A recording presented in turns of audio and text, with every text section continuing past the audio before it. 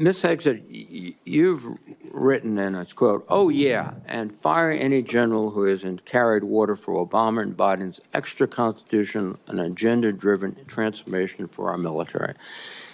Clean house and start over." It's come to my attention that current serving military personnel have received emails threatening them with being fired for supporting the current DOD policies. One mail that was sent to a military officer with the subject line, "Clean house," reminiscent of your specific comment, states, and I quote, "With the incoming administration looking to remove disloyal, corrupt, traitorous, liberal officers such as yourself, we will certainly be putting your name into the list of those personnel to be removed. We know you support the woke DEI policies and will ensure you never again influence anyone in the future.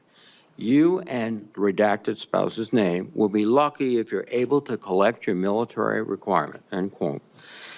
Now, I want to remind everyone that these policies that are being referred to date back decades, to the 1940s and 50s, with respect to racial discrimination particularly, and administrations of both parties, including the Trump administration and their first party, caused those policies to be enforced. Mr. Hegseth, are you aware of these emails being sent to officers? Senator, you mentioned the word accountability, which is something we have not had for the last 4 years. Are you aware of these messages being sent to officers?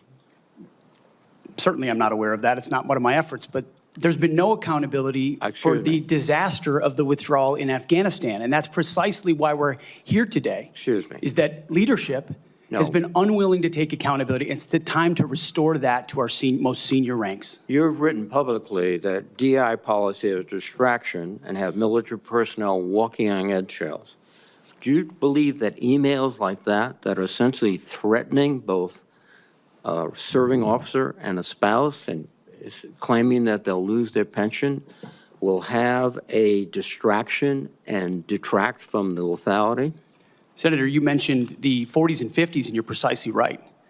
The military was a forerunner in courageous racial integration in ways no other institutions were willing to do. I served with men and women of all backgrounds because of the courage of people decades and decades ago. Incredibly important. However, the DEI policies of today are not the same as what happened back then. They're dividing troops inside formations, causing commanders to walk on eggshells, not putting meritocracy first. That's the indictment that's made by those serving right now. Excuse me. And why we're having this conversation. All of your public comments don't talk about meritocracy. They talk about liberal democratic efforts that are destroying the military, that those people are our enemies. That's not meritocracy.